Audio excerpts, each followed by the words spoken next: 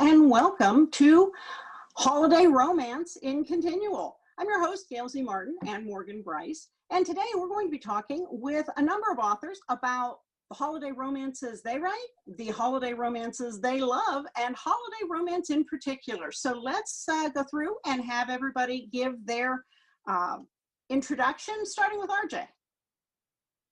Hi, I'm RJ Scott. I'm the author of probably, 140 odd romances. My first Christmas romance I wrote was The Christmas Throwaway, which is now 10 years old. And I don't think I've missed a Christmas since. So I have quite a backlist of Christmas books. One of my favourite Christmas authors is Eli Easton. I would reread her books over and over again. And Ms. Locey down there as well with her Christmas, well, they're all called Christmas something, and we're on to book 2 this year. And also we co-author hockey books, and we have quite a few Christmas hockey books as well. And I love Hallmark movies. I'm a complete sap, and I love Happy Ever After. So that's me. Awesome. Rachel? I'm actually not an author. I am a PA for Vicky and RJ, and I'm a huge Christmas book fan, and love everything about Hallmark films. All the old classics as well, you know, White Christmas. Yeah, that's me. Great. Eli? I'm Eli Easton, and I've been writing romance since 2013, I think. And my first Christmas romance was Blame It on the Mistletoe, which I think came out in 2013. And I've written one ever since, although this year I will have just some audiobooks and a short story out for Christmas. But yeah, I love it. I gorge myself on holiday romances. Starting after Halloween, which I'm a big Halloween fan too. And I love to read them and I love to write them. So, yeah. Great. And Vicky? Hi, I'm Vicky Locey. I write under the super secret moniker of VL Locey, because nobody will know it's me. I have about, I guess at last count, it was over 50 books. I lose count. I've got quite a few Christmas ones out, solo books, and some that I've written with RJ, which are hockey books. Yeah, I love Christmas. I love decorating the tree. One of my favorite holiday traditions that I think I've passed down to my daughter is decorating the tree to Elvis's Christmas album. And my mother passed that to me, and I passed it to my daughter, and hopefully she will pass it to somebody else. So yeah, I love Christmas. Awesome. And I'm Gail Z Martin and Morgan Bryce. As Gail, I write epic fantasy, urban fantasy, steampunk, and more. And more germane to this panel is Morgan Bryce. I write urban fantasy, male paranormal romances. So the romances I have out there, I'm way behind everybody else here. I have Lucky Town, which is a Badlands romance that takes place in Pittsburgh. And Dark Rivers is not exactly what you'd call a Christmas book, but it takes place at Christmas and definitely ends on a holiday note. Then I'm in the Christmas at Caneham Castle collection, which is multiple authors writing in a fictional castle, and my story there is tied back to my Badlands series. And then this year I've got another one coming out, The Christmas Spirit, that's tied to my Kings of the Mountain series. So I'm getting there. I have a long way to catch up on the rest of you guys, but I'm getting there.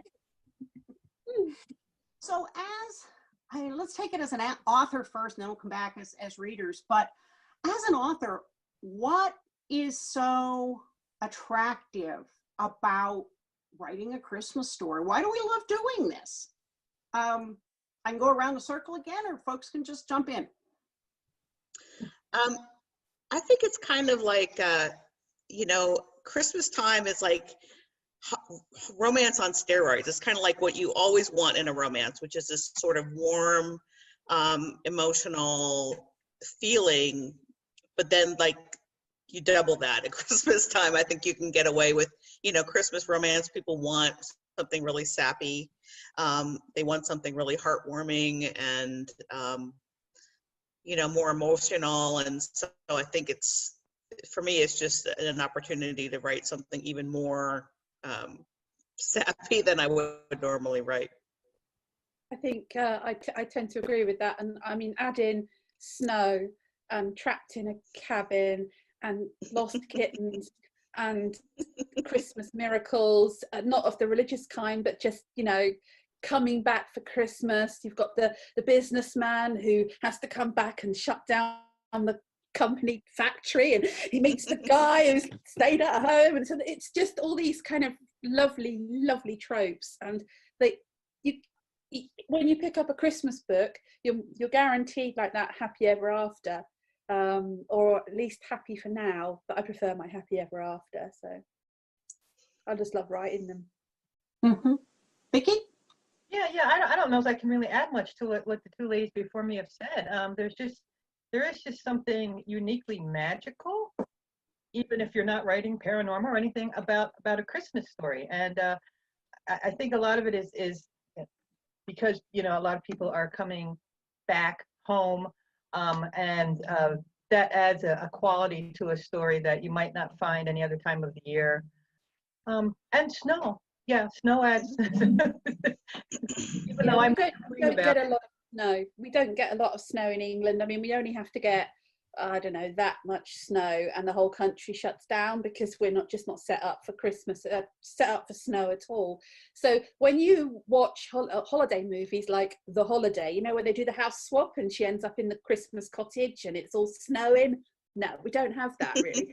We have the cottage, and we do have snow in Scotland, and there's some snow up there, and we do have maybe 1 or 2 days of snow, but it's a bit of an event. So I'm really jealous of you guys in like Pennsylvania with all your snow.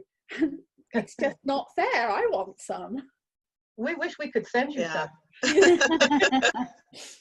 Yeah, I think I just moved, so this year I won't have as much snow, but yeah, it's really romantic when it first falls, and then like the next day it's not so romantic. But yeah, part of Pennsylvania that I grew up in is the part that Vicky's written about in her Eerie Vampires, and we used to get 100 inches of snow a year because we'd get the lake effect coming off of Lake Easton.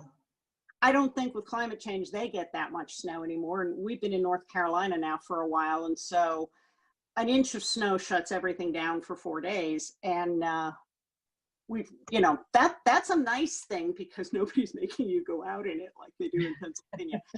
But I think it is magical, you know. That's why all the Hallmark movies have it. Especially when it's untouched and it's perfect, and it's not, you know, it hasn't gotten dirty and it doesn't have tire tracks in it, and it's all just, you know, beautiful. It's I think that moment where you're kind of where you're sitting on a chair and you've got your hot chocolate and your Kindle and you've lit some candles and it's kind of dark outside and it's very, you're kind of cozy and you're lost in a magical world, and that is just how I love my Christmas books. And you have this image. You might end up reading it on the train or in bed blasting at night, but the thought of sitting and with your hot chocolate and that's the kind of writing we want to do, because we want people to feel at the end, oh, that was really nice. So yeah, I think the other thing for me with Christmas stories is, you know, not everybody's real life Christmas is as perfect as what we get in our books. You know, sometimes those family gatherings really aren't any fun, or you don't have someplace to go back to. And in the Christmas books, you can have all that and love too. You know, you generally have the family or the found family, you have the big dinner, you have Christmas with all the trappings, and then you also have falling in love and the snow. So well, I think a fantasy. Exactly. I think what you said is, I really love it when Christmas books not only reflect that, but have a character that is finding that, you know, like Christmas Throwaway by R.J. Scott is one of my favorite books. And it's because, you know, it starts out with this young, you know, I guess he's like 18 years old. Yeah, he's just younger. He's just too young to kind of have like the whole kind of physical side of the relationship the first year that they meet. So He's Yeah, just, so but he's, he's homeless and he doesn't have a family, and it's Christmas Eve and he's freezing to death on a park bench and he's rescued by this really kind cop. And, but I really love it when someone in the book finds that family, finds that Christmas feeling through the course of the plot. So we've got snow and family or found family and Christmas with all the trappings. What else are some of the ingredients to mix up the perfect Christmas novel? And Rachel, jump in here too, please. Humor. I think, Yeah. I think you really need, it's nice to have a bit of humor. It's nice to have a bit of the sort of grumpy one and then the sunshiny one, the one who loves Christmas and the one who's like bah humbug, and getting them clashing. I love that. I think that's really good fun. agreed. Yeah, the holiday elf trope. Yeah. Elves are good. I also love it when you not only have people who are coming from, having a great Christmas, having no Christmas or whatever, but when they do meet the families, and there's also a real difference in the family. Like in Lucky Town, one of my characters has a very cold, stiff, upper class white family from the South where it's just not fun. And he goes to Pittsburgh with his fairly new boyfriend to this huge, chaotic Italian Catholic family with 10 kids and all of them are cops. And That's perfect. That's the perfect Christmas story. That is. So everybody, all of his older brothers kind of pick on him and he's seeing this whole new side and it's just chaos and glorious chaos. And that's kind of fun too, is getting to experience a different kind of family as well. I think one of the ingredients that I really like is I like hurt comfort in general. A lot of my books are hurt comfort, but especially at the holiday time, that you have somebody who's, an underdog character who's finding that help. It can have a touch of Christmas magic at it. Like the book I wrote last year, Angels Sing, was kind of based on It's a Wonderful Life, but you have a character who's just really down on his luck. He's a single dad. He's very young. He's trying his best and he's struggling and he's not quite making it. And, Christmas time, there's sort of this Christmas miracle that happens where he gets the help that he needs. And so I really like that kind of,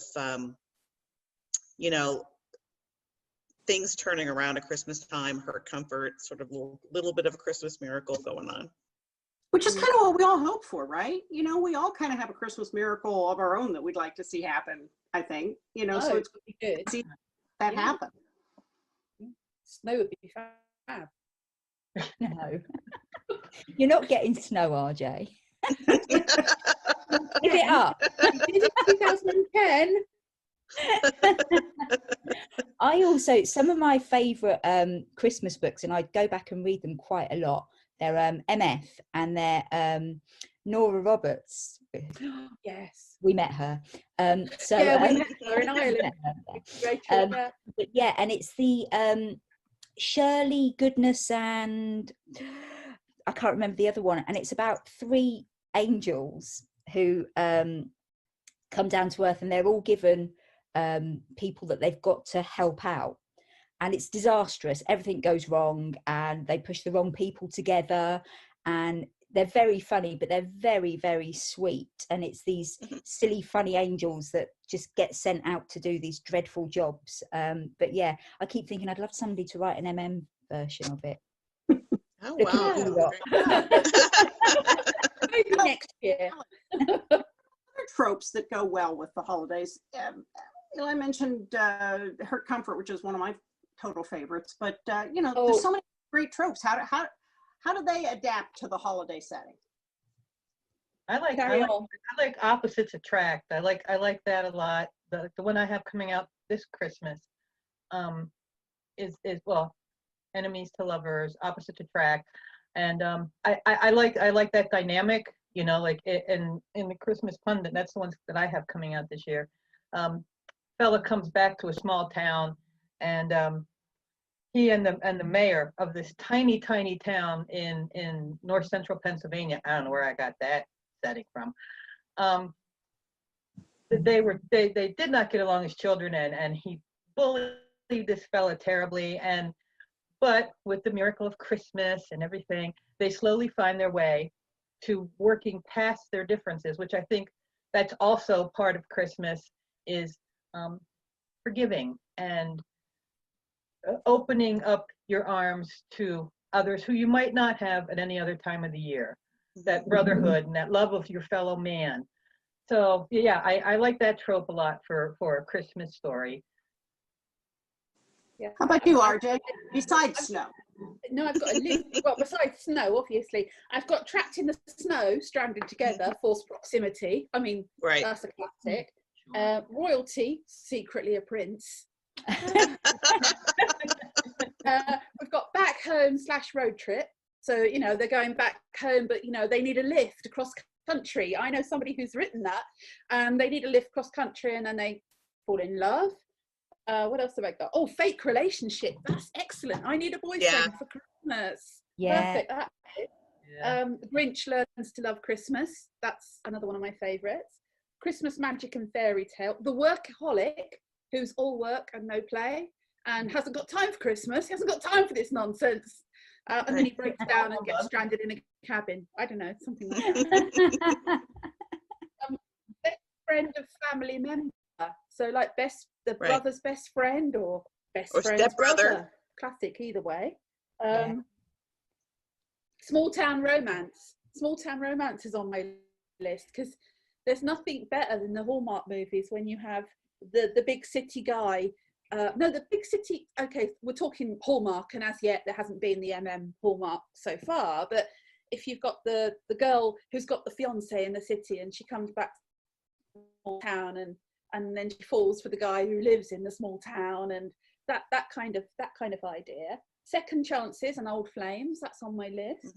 Best Friends to Lovers, Celebrity and Millionaires, because you know millionaires have Christmas too. One Night Stands, anything to do with law enforcement. So if you've got cops in New York City, and last on my list is any other Christmas theme. That's my Christmas bingo this year, and I'm going to try and read a book from each of those categories because I just think they're. And the soldier writing to the. I don't know. You probably can't. Soldier writing to the single mum. No, you can't see it. Oh yeah. We did sort of we did a sort of an unusual one last year or two? It was 2 years ago. RJ and our Walker and a bunch of us did a series for Christmas, which involved a traveling ornament that was sort of magical, and it traveled through the ages, and every story was that the angel would bring true love to whoever owned the ornament at Christmas time. And so that was sort of an unusual one, and I thought it was fun. It was fun to write. I was going to ask you about series because I love The Christmas Angel. I'm a sucker for Vale Valley. Valentine's Inc. has done its Snowed In. There was the Snow Globe series last year, and I'm sure there are many, many others. But do you tend to write two series? Do you tend to write standalones? Argue the point. What do you like best? Do you want me to go first? Sure, jump in. I've got I like to write a standalone every Christmas on my own because they allow me to explore characters that are completely separate to all my series books, which people are expecting. So, for example, Single Dads 4, which is out in January, I could have made that a Christmas book and had that series have a Christmas book, which I have done before with things like Texas Christmas and Snow in Montana. But I like that standalone feel, that kind of like people can just pick it up, read, and not have to know any of the characters, and they just have this just solid Christmas book. So that's my point of view. But I very often have 3 releases at Christmas where I have a series book, a standalone book, and like an anthology type book as well. So as a reader, I prefer a standalone Christmas book, purely because I might not have read the series. And I don't want to then somebody says, oh, this Christmas book's fantastic. And then I find out that I've got to read 7 books before I can get to that book. So I quite like a novella from a series that has sort of, the characters that we know and love, and we find them all getting together at Christmas, or just 2 other, something small. But for a full-length Christmas novel, I want it to be completely standalone. Because I want to be able to pick one up, read it, put it down, get another one. Because sort of through December, that's pretty much all I'll read is Christmas books. Now, a lot of the series that I've read, though, like the one Eli mentioned with the Angel, and some of those, they were standalones just with a common element, which kind of gets around that issue. Yeah. But there's something in common, whether it's the setting, like with Vale Valley, or the snow globe, or the ornament. So there's a common thread. I've discovered so many new authors as a reader reading those series that maybe I wouldn't have come across on my own, or wouldn't have come across right then. But because I'm plowing my way through the series, I discover new people and then follow them sort of home to find the rest of their work. So, that can work too, but those tend to not leave you stranded in the middle. Yeah, I like those because, typically they just, you see a lot of books with sort of similar covers, or they're all part of the Snow Globe series, the Christmas Angel series, whatever. To me, that's exciting because it's like I have this cornucopia of potential reads there, but it's nice that they're all standalone. But I'll typically just sort of pick and choose, and it's like if there's 8 of them, I might read 2 of them, or something like that. We've got like anthologies too, Christmas anthologies, where, you have a compilation of 10 or 15 authors. And I've also have found many, many authors I wouldn't have read otherwise from anthologies, so I really like that. But yeah, I most of my Christmas novels are also standalone. It's interesting. I used to get the Dream Spinner anthologies every year, and I discovered a lot of new authors through that. Their Advent series. Yeah. It's kind of nice, just getting something every day. Yeah. We did a Christmas at Kingdom Castle anthology last year, and that was 7 authors writing in the same fictional castle with the same holiday ball happening, but then we all had our own stories. So the real bear there was, okay, where are all the Christmas trees? So you don't have 30-foot trees mysteriously moving all around, the lawn, and making sure our characters didn't trip over each other. But it was a lot of fun, and we brought it back for Trick or Treat this year, just because our stories were all standalone, but they were in the same setting. So that adds to a little complexity for the authors trying to not, like I said, trip over each other. What about we did a hockey series. We did a hockey. There was how many? It was 5 of us, wasn't there? 5 authors, and we were. It was a charity auction, a bachelor charity auction, and we all had to decide where the podium was and who was the MC, and what colour the tablecloths were, because it's like all these separate stories, but they were all happening in the same hotel. They all had to include this event, but it was really interesting, and also, we had to read all 5 stories and make sure they gelled. So. That's always the complex part when you have those interlocking pieces. But then when it works, it can be a lot of fun for the reader, because it's like you're constantly shifting the camera perspective to see other things that are going on at the same time, and it makes the whole thing feel bigger and more real somehow. So that's kind of cool too. So we've talked a lot about, what we've written. What are some of those other favorites that you come back to? And this can be books, this can be movies. We've mentioned a few of them, TV shows. What's your must-have Christmas list? Oh goodness, let me go first. I have sure. Okay. So as I mentioned, decorating the tree to Elvis Presley. It's not Christmas unless you listen to Elvis Presley. Stan would agree. I don't tend to my Christmas go-to shows tend to be the old animated ones that I watched as a kid. Rudolph the Red-Nosed Reindeer with Burl Ives, and the Grinch, the original Grinch. Those are the kind of things that I tend to go back to every year. And it doesn't matter how many times I've seen them, and I can sing all the songs by heart. There's just something about I guess it's going back to your childhood, and when Christmas was even more magical and more wondrous than it is when you're an adult. So those tend to be my kind of holiday things that I go back to, are those kind of old Christmassy kind of kids things. Yeah, mine's White Christmas every year. Have to watch White Christmas.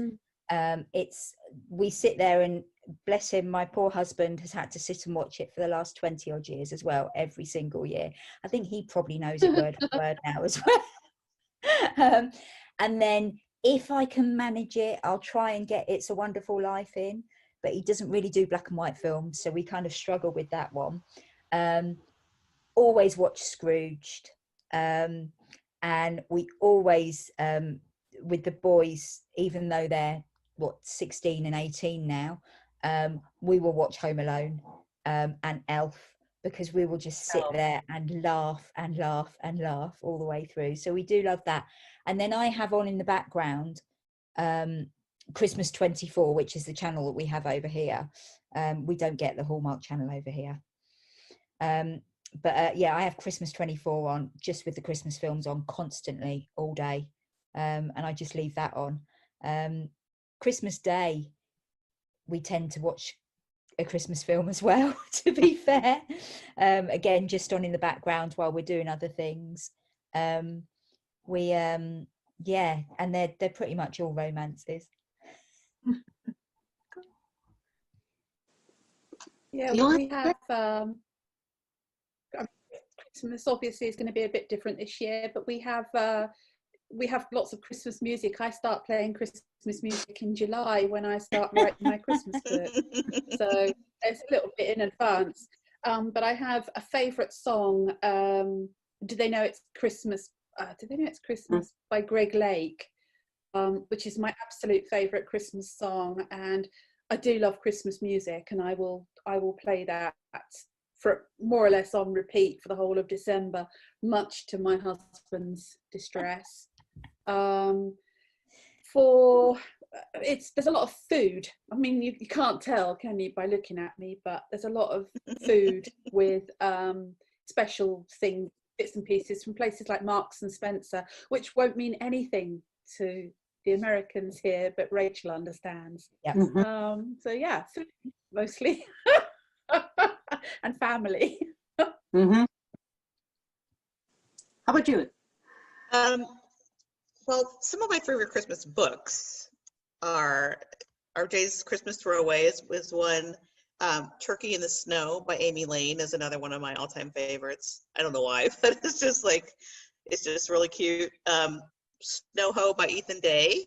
That's so funny. Merry Gentleman by Josephine Miles. And The Fir Tree by Anita Sunday. I don't know how many people have read that, but it's really cute. Yeah. It's about this guy who has a crush on his neighbor, and he does this elaborate prank involving this fir tree. So I do tend to read a lot. I mean, probably even more than watching movies or listening to music. I will read Christmas romances through the holiday. I also love Elf, and Die Hard is another one of my favorite Christmas watches. Definitely a Christmas. Because I'm sort of yeah. And I like actually Christmas horror movies, which sounds stupid, but things like Krampus. I mean, I'm a big horror buff anyway, so I tend to sort of mix up those genres when I can. And then having Hallmark on, I just, it's what's funny about Hallmark is it's not even about the movie. It's like they've gotten more and more elaborate with their set dressing. It's just like every scene is just crammed full of like Christmas trees and Christmas ornaments and Christmas pies, and it's just almost more about the scenery, really, because a lot of their plots are very similar. But it's just, I will watch that a lot. And it doesn't even really matter so much what the movie is. It's just it's just the setting is always so Christmassy. Mm. But I do like the really old, sort of the older Hall of Fame ones, that where it's there's a little bit more of darkness in it. You know, I kind of, I guess that's part of the horror thing, but you know, I do like It's a Wonderful Life is one of my favorite Christmas stories because it does have that tinge of darkness in it that then, you know, is sort of overcome as part of the Christmas story. And I did a little bit of that in one of my books. Merry Christmas, Mr. Miggles has sort of this tragic event that happens during the book that is then sort of turned around by this holiday miracle. And so I kind of have a soft spot for those sorts of stories too. They're not as common. Yeah, I love It's a Wonderful Life. I think one of my all-time favorites is A Christmas Carol, the George C. Scott version, and The Muppet Christmas with Michael Right, Caine exactly. That's very dark. and to all of the Muppets. You know, I want Christmas music on as early as my family will let me get away with it. So, you know, I keep pushing it further and further into early November. And I announced this year we're doing the trees early, we're doing the music early because I need a little Christmas right this very minute.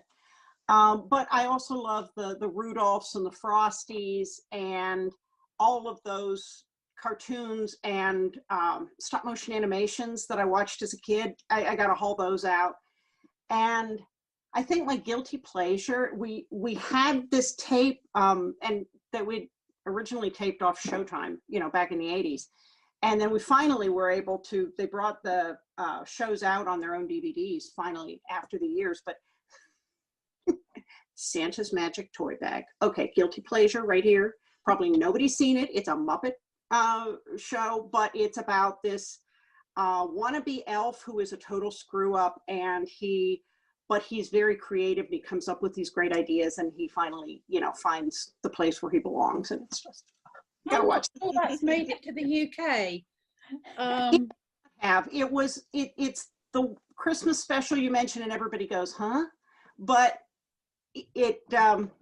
that's one of our family favorites. And book wise, you know, you mentioned so many of them. I love to plow my way through those series and then go looking to see if people have other books for Christmas as well. So yeah, that's where you'll find me, is plowing through the next Snow Globes, Vale Valley, Christmas Angel, you know, all of those, because I want to see what they're going to do in the setting or with that trope next. And that to me is kind of like opening advent calendars, because ooh, wait, here's another one.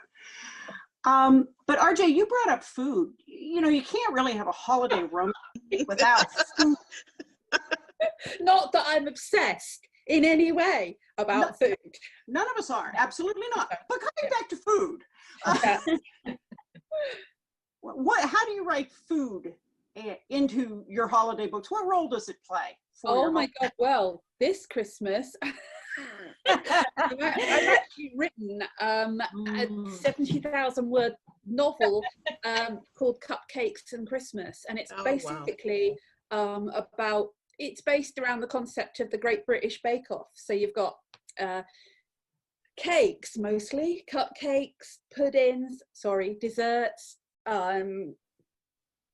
icing, snowball fights, a snowman, a hotel in the mountains in Banff near Lake Louise.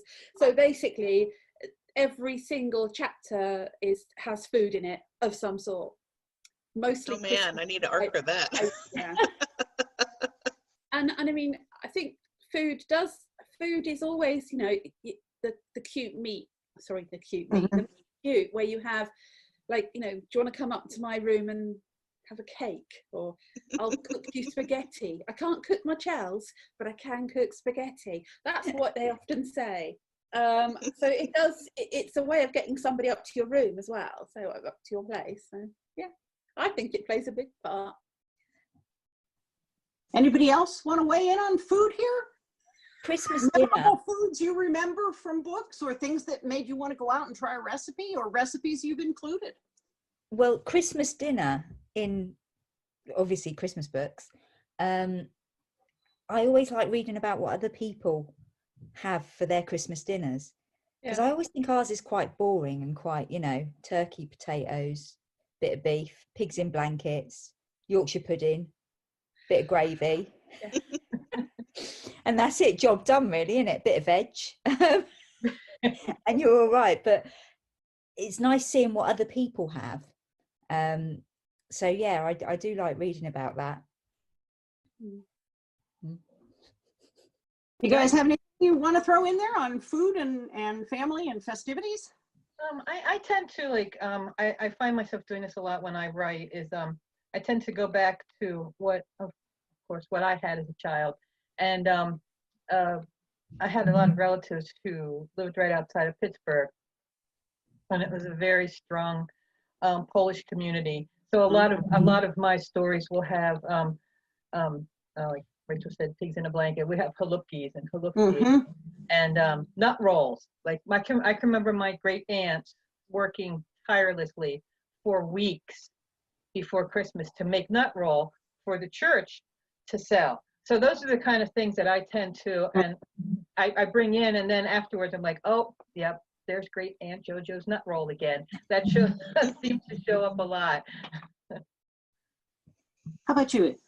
Yeah, I think it's just, I don't think I have a lot of food in my story, which is just kind of odd. But I mean, for me, I think it's, you know, that sense of family, you know, does come in when you have the family gathering, and, you know, it's part of that just her comfort where, you know, to me, food is about taking care of other people and about comforting other people. And, you know, it's an act of caretaking almost. And so, you know, there's a lot of that feeling, I think, in Christmas stories where it's part of showing your love for someone. Yeah, and I think I love what Rachel said about seeing what other people do and kind of getting to be a voyeur for other people's meals. And the food is love thing, because not only can you get the found families together and invite people to your table to make sure everybody has a place to go, but I know, like in Lucky Town, Simon was very, very used to there's a ham and there's potatoes and that's it, and it's not, you know, it's just a small meal for a small group of people. And then he's got this huge Italian sprawling family where everybody brings things, and then there's the antipasta, and then there are the desserts, and then, you know, and it's like, there are only, you know, 30 of us here who's going to eat all of this. Don't worry about it, we got it covered. You know, so the food piece becomes kind of part of that holiday indulgence. And I think it's a wonderful piece to add experientially in these, because we all feel okay about, you know, having a few extra here at the holidays. So might as well indulge with our imagination. What else do you love about holiday books and movies as an author or a reader that we haven't covered yet? We covered a lot. We covered a lot, yeah. Snow, we like snow. Snow. I'm gonna mail you some this year, Audrey. You know, sometimes it's kind of a fish out of water thing with having a holiday where the contrast is that there isn't any snow. The person is stuck in Florida, or the person is, you know, finds themselves under a palm tree. And part of we Christmas have that in this series, Vicky. We're in Arizona. Yeah. And there's a scene where I'm sure we put a Christmas hat on a. It was a cowboy hat. Oh, okay. No, Well, cowboy hat with Christmas feel. Our head coach in that one was originally from somewhere in Canada, Toronto. I can't remember exactly now where he's from. That was 1,800 books ago. But yeah, that fish out of water where you come from Canada and then you move to, you know, Arizona, and it's 110 degrees and your Christmas tree is a cactus, you know. So he was very much feeling that. Yeah. Well, of course, you know, you have folks in the Southern Hemisphere who it's summer for Christmas. And so, you know, that's coming up actually in a group project that I'm in where it's all supposed to have a winter theme, and somebody spoke up and said, New Zealand here, it's summer.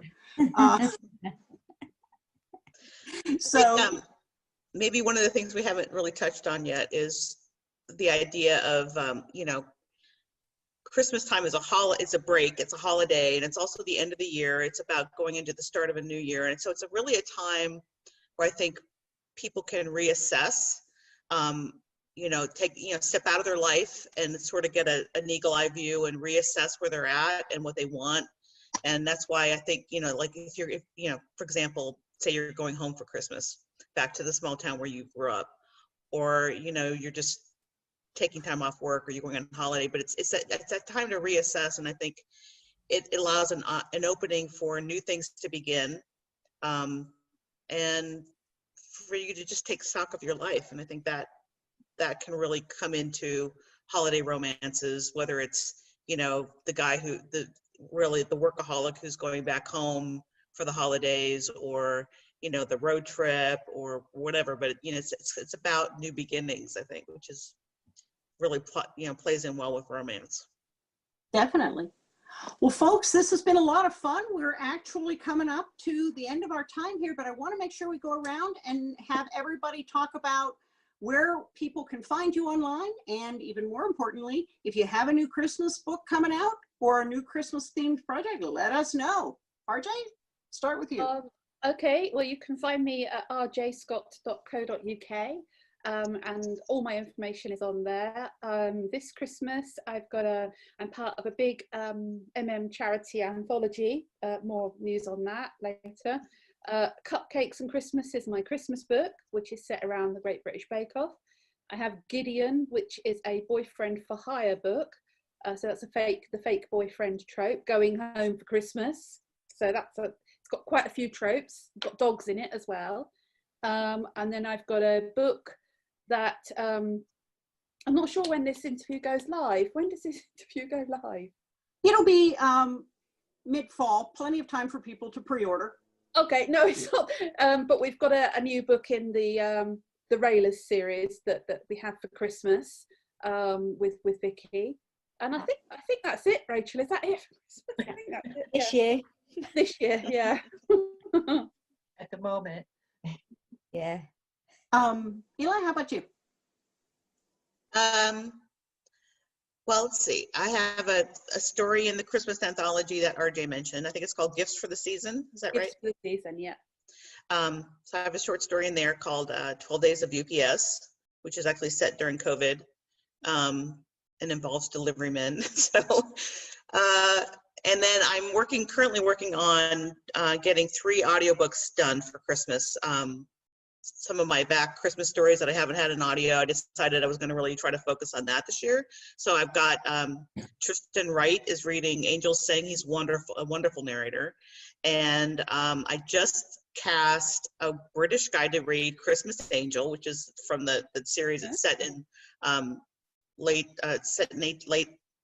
1700s England, in London.